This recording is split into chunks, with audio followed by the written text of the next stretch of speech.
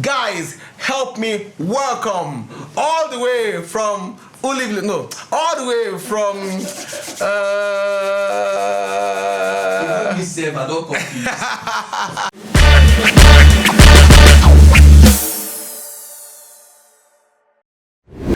Hello, ladies and gentlemen. It's a beautiful day. Guess what? The guest that I have, he has done it all. He's incredible. He's handsome. He's a superstar.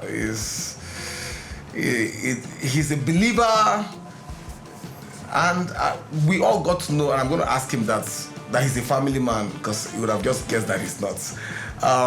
Let me read what I'm giving here. He's the Limpopo crooner, ex-winner of Star Trek reality TV show, and the founder of 5-Star Music record label.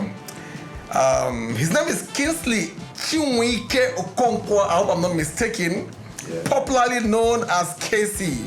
Thank you. Yeah. Incredible introduction. So, you were not born in, they call it this, they say you were not born with golden spoon, golden, all of those things. But I know I've heard your story before. Sure. And you were born in AJ, if I'm not mistaken. Sure. Yeah. How is that? How did you born fire guy like this for AJ?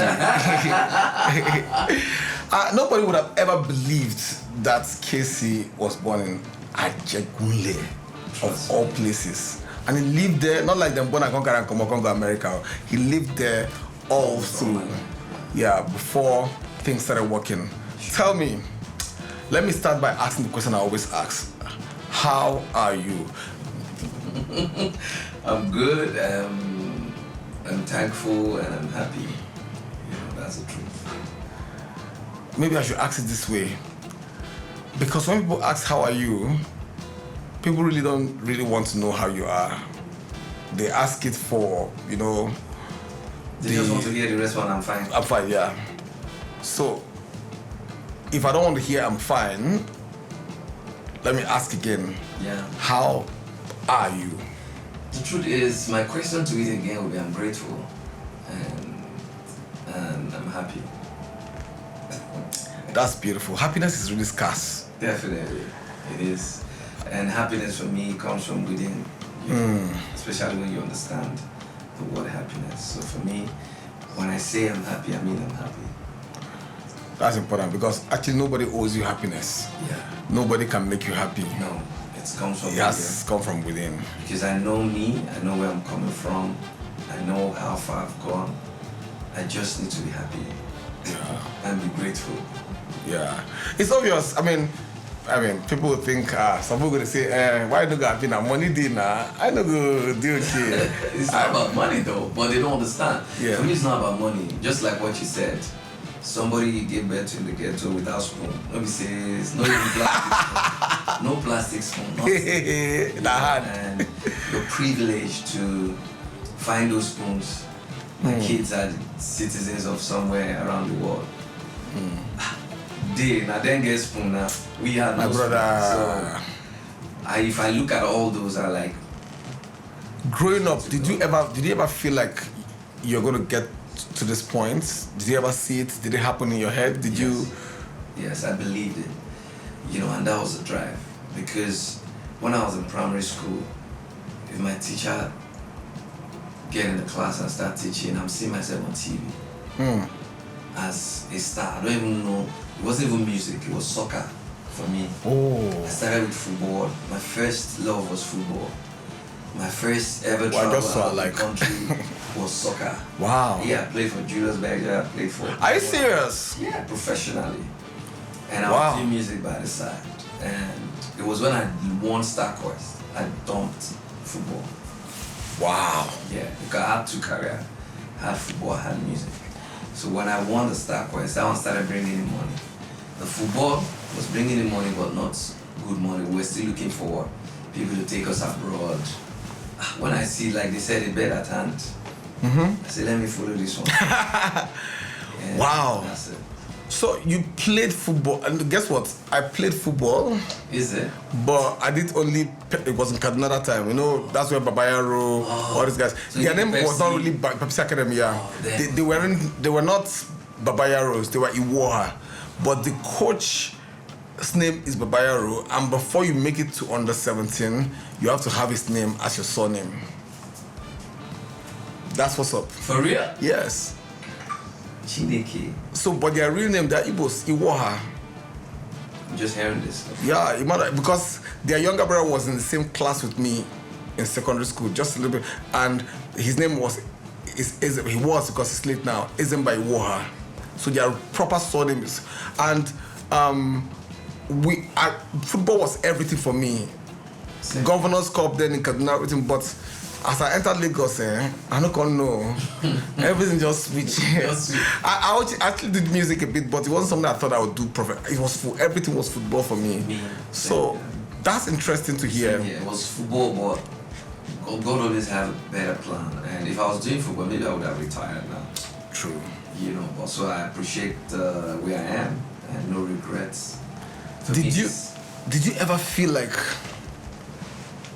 as a child, did you ever feel like, I mean, especially for some of us, that's like sometimes I wondered why my papa no just get money. You know when you see other kids. Yeah, we always think like that. Even till yesterday, sir. Yeah, sometimes I feel like I wish my father had all this. Like I've been with a lot of friends that their father had a lot of money. You know, but without no beef. Sometimes I also feel like I'm happy I found my way myself. Because sometimes some of the kids you see their father very wealthy are very relaxed. Sometimes they don't pay attention to details, they don't pay attention to take over. They just feel like everything they and people are running their father's empire. And they're lazy, you know, handling their father's business. They're busy studying, you know, the curriculums that have been studied for 100 years that have never changed.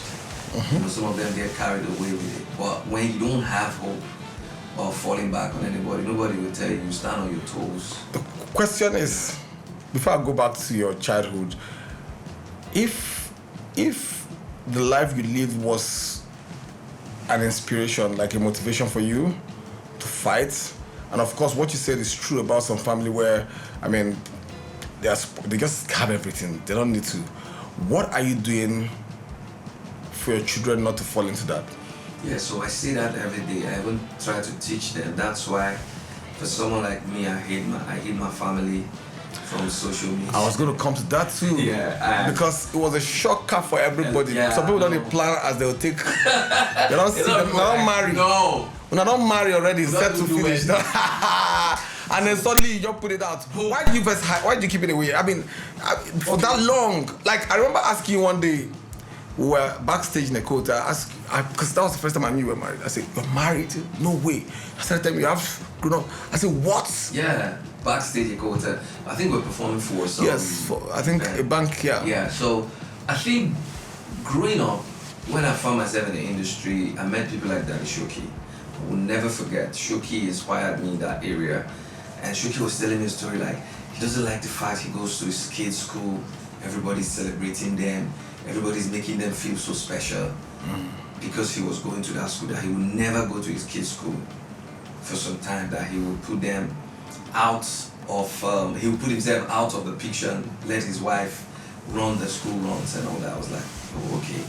And I was thinking about it later, you know, so when I started building my family, I'm like, okay, let me try this. And my reason was, because anywhere we go to, we're being celebrated. You know, and if you pass that to your kids, they will enjoy that privilege, but sometimes I also not make them know who they are and believe in themselves. So I try to make them don't understand for now that they are celebrating, because you know kids, if they just see that picture in their head, no worry. They will enjoy it, they want to live it, and it might make them, sometimes not 100%, sometimes it make them too relaxed. So me, I try to make them understand that, listen, I have my life, you have your life. I even tell them. So now they are grown. They understand conversation. I discuss with them. So I now discuss it more with them. Like, hey, the other time my son was telling me, this is my father's house. So I had this big house in the village. It was like this. I was like, this house, anything that happened to me tomorrow, this is going to be. I said, you know what he told me? He said, no, but you told me I have to look for my own. I clapped. I was like, means I'm clapping. He told me that. I was Wow. like, impressive. So that's the picture I try to put in their head, and it's working, and I will never stop doing that. I'll keep directing them. I can only give them all the basic and the education I think I can afford, and also put in their head that they need to hustle for themselves. Maybe tomorrow they can handle the empire, it's fine, but let them have sense of fighting for themselves. It is what it is. It is what it is.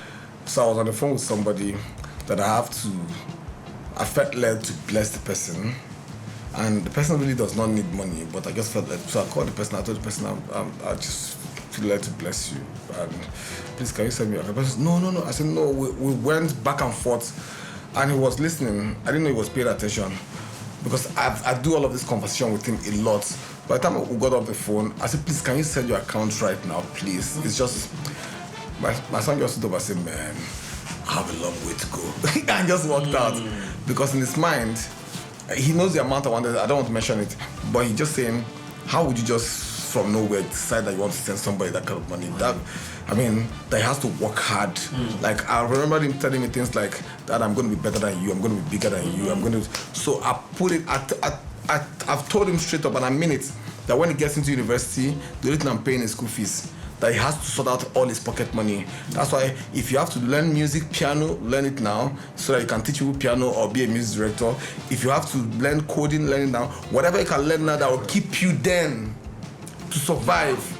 Because I ain't giving you any pocket money. You have to hustle it for yourself. If you have to go and work at McDonald's or whatever, you go and work there to survive. Because that's the only way you know what life is like. Because if you're in a place where you get everything that you want, yeah, you'll be relaxed, Relaxed and sometimes maybe relaxed. stupid.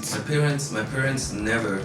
My father wasn't supportive in terms of me going to do music, and not because he doesn't like it or like me, but he just felt then there are, most of those musicians then are rastas, course, yeah. with dreadlocks, smoke weeds, and do all sorts.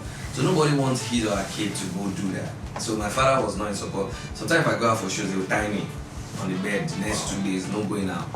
Or they would lock me out of the house. My mom would be begging for me to come in. Now, my father started appreciating it when I went for my first show. So then we're creating awareness on HIV and condom. Go Circle Condom were taking us around campuses. So I was being paid 20,000 weekly. Wow. With people like Two-Face. Then no album, Two-Face wasn't out yet. Wow. No album, nothing. We were just young boys composing songs, going on those tours with Julius Agu, Basketman. Those were their early days of their career also. And we were being paid 20K every week. So I come back and I give my father that money. The man will sit up. Are you joking? Where is this guy saying this money? I'll show him pictures. And me on stage and all that. That was when he started supporting me. The family started. At that age, I started paying my house rent. Wow. My family house rent. Not because our house rent there was like 50K. 4-bedroom. Wow. With 8 people. 8 children. 7 kids and 2 parents. So what was I doing there? I would gather that money for house rent in like 1 month. So everybody can't respect me now. Say more. This guy on the track with that same talent, they were laughing at me. So sometimes the drive comes from you. I knew I was going to succeed. That's why the question you asked. I knew there's this drive inside of me, even till now, even as I'm sitting here, I've not even gotten close to where I see myself. And the only thing that keeps me going is what I see and what I believe, not what anybody says. Because what anybody says doesn't matter. I believe what God says about me and what I believe in. So if I would ask you to speak to somebody right in the camera there, especially because this really encouraging and motivating for me, where you knew it. Some people would have been absolutely phenomenal in their life, but disbelief would have cost them a lot. Now, the fact that you know it and you are sure and you could see it is an effect that draws that thing close to you. No matter what anybody, if you believe it in your heart, no matter what happens to you. So help me encourage somebody as we begin to wrap up this session. Help me encourage somebody on the street and just talk to them what you feel like. What was it that made it? How did you keep that dream going on? Because we're still going to talk about your childhood. You're going to tell me some of the things you went through, but whatever kept you, encourage somebody that is going through that same thing right now. Yeah, well, I think as a human, first of all, you are a god on your own. You are. That's where I see me. I see me like the director, away from God. You know, I see me like the owner of myself, aside from God. So my parents only brought me to this world to, you know, be me. So the only thing that keeps you going is what you believe. So if you want to be just like a pregnant woman, when you're pregnant, even the person that gets you pregnant might not even know you're pregnant. So your body starts changing or you start feeling somehow. You know it that something is changing. And when you find out you're pregnant, you nurse your pregnancy and all. Maybe at some point, 4 months, nobody knows you're pregnant, or 3 months, until it starts showing. So what it means to me, and my advice for you is, that thing you believe in is like your pregnancy. You nurse it, and you make sure you take care of it, you believe in it, and until it starts showing, people will now see. Because sometimes you might be pregnant, somebody will tell you, say, why are you falling sick? Why they don't know you're pregnant. You are the one that will convince them or tell them. So my advice for you today is believe in yourself. It sounds very easy, believe in yourself, but it's a very big job. Because sometimes you see people spending money around you, you might be asking yourself, when? God, when? I see that a lot on social media. Oh, God, when? Yeah, hashtag. It's with you. It's in your face. All you need to do is to believe and work towards it. Trust me, you will get to any level. If you want to be a president, you can be the president. All you need to do is to start acting like one and working towards it and studying it. And someday you say, like music for me, when I found myself in music, I knew I wasn't just going to be there for a minute. I know even as I'm speaking, I'll be here for a very long time. Unless any day I feel like I want to just relax for some time. Because I already believe. Then there's something I always believe in. I can never have any accident, because each time I see myself in any situation where any danger wants to happen, there's this spirit that comes to me, nothing will happen to you. From childhood till today. So I'm not saying that because I'm a Superman. No, it's my belief. Like, I can never find myself in any situation that will destroy my body or destroy me in a way that I'll ask God why. It's my belief, and I believe it will always work for me. So I think if you key into that, it starts within you before you can actualize it. Wow. Thank you, Pastor KCEE. I mean, that's incredible. That's really, really deep, and that's so strong. I mean, I don't know. I just keep saying, I have goosebumps because you keep saying things that I always tell myself, like, I can't die in an accident. It's not possible. Not possible. This one cannot happen to me. This one cannot happen to me. So I'm moving. When I'm in a plane and people are saying, hey, I say, I can't die. It's not possible. So these are things that you need to learn to reassure yourself with in everyday life. Like, you literally have to keep saying these things. Bible says we overcome by the words of our testimony. So you say those things you want to see, you say those things that you want to happen in your life, and if you can just wait a little longer, like you said, pregnancy, sometimes you don't see them, sometimes the person becomes sick, sometimes you might fail, sometimes things might not work out, sometimes people look at you and say, this one say he has a dream. I mean, people look at somebody pregnant and say, this one say he get belly too, I have managed, because you can't see it. So you keep going on until the thing comes out, and when the thing comes out, you still have enemies. You still have people that will just say, this one, what if this pikin go die? How would he be? Who gave him the opportunity? So there are every phase of what you're going to do, you have challenges, but you keep going on until, even after making it, you still going on because challenges will come.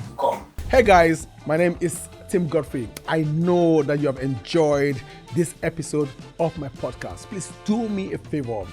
Like, share, comment, subscribe, and turn on your notes. Okay. Like, share, comment, subscribe, and most importantly, turn on your post notification. Listen, it will bless you. You will have fun. You will laugh. You will cry. You will enjoy every bit of it. And most importantly, it is what it is.